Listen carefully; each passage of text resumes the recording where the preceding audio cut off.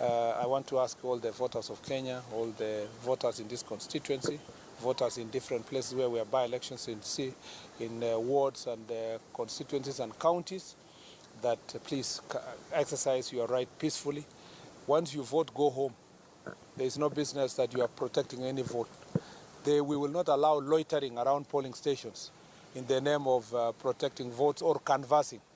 Once you finish with your vote, go home, wait for the results.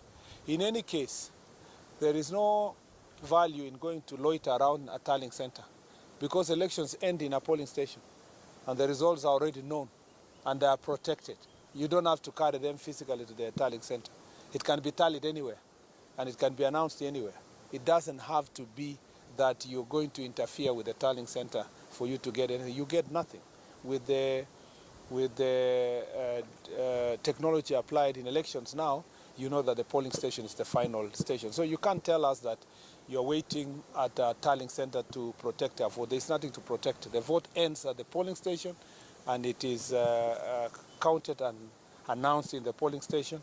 I want to request everybody to keep peace and to go home, wait for your candidate. If he succeeds, you celebrate. If he doesn't, you plan for the next elections. That's all I like to say. Yeah. One question. There have been accusations. Who told you I'll take questions?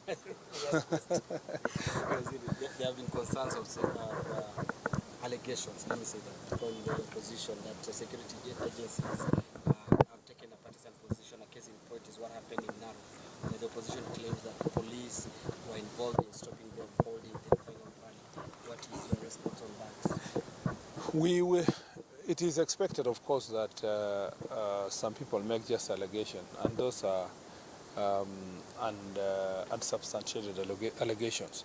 First, the situation of Narok was very clear. When we realized that there was going to be a clash between two groups, when the National Police Service realized as such, the security team advised that both camps should stop the violent rallies because it was turning violent. So one partner wanted to continue anyway. Yet the other agreed to follow the advice of the County Security Committee. So it was for the benefit and for the protection of the same people who were complaining and the Kenyans who wanted to turn up for the rallies peacefully.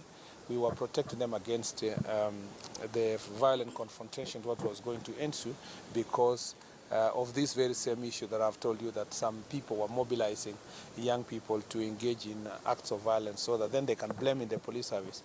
At least we are happy that someone is blaming us at the comfort of his house, peacefully, no injuries, no death. It would have been a different story if we had allowed the situation to proceed and people die.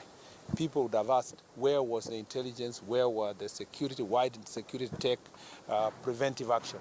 So we are happy to take every preventive action. That's why we're here today, because we want to take preventive actions instead of waiting until something happens for you to come and give explanations as to who caused it and who was organizing and so forth. Every information the National Police Service gets, every intelligence information received will be acted upon so that we can avert any crisis. So in security sector, people don't realize the work the security team is doing until something goes wrong. But when everything is peaceful, people think that it's just peaceful for the sake of it. They say that ukiona vyaelea vimeundwa. So there are people behind the security team that are making things work. And if they tell you, please avoid this route, avoid that route, because it's for the benefit of the people.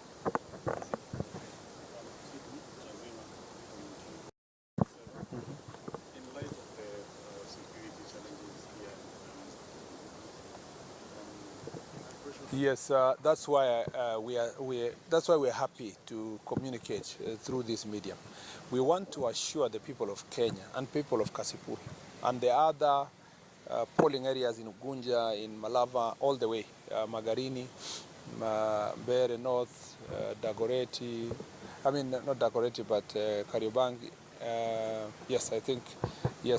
in Nairobi, and in Tana River.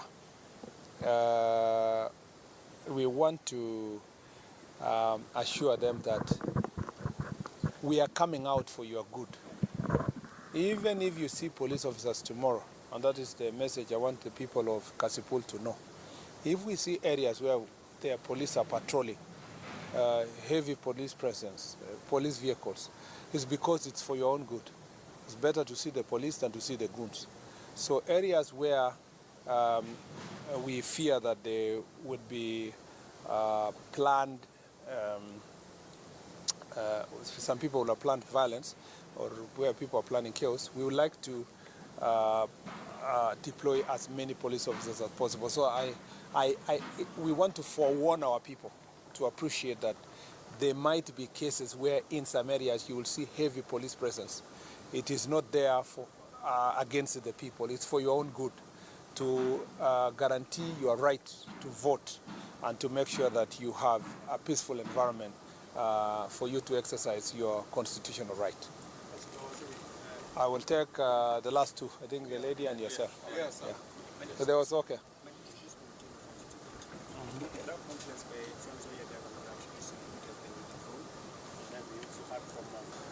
In terms of, and it's very good that you asked me that question. There have been cases where police officers attached to VIPs have misused their firearm. Sometimes almost to their own detriment. You know, sometimes they can easily find themselves in the way of harm because of how they have used their firearm. So let me say this, that any security measure taken by the National Police Service is, as I say, to avoid a crisis. If a police officer attached to VIP is working with goons, what is the best thing to do is to, first of all, get them away from this crowd of goons so that we can be able to deal with the goons decisively. And I want to warn all police officers, including those attached to VIPs, that the fact that you have been attached to a certain VIP does not make you part and parcel of his campaign, part and parcel of his ideologies, part and parcel of his criminal plans. You need to know that at any one time you remain an officer of the National Police Service.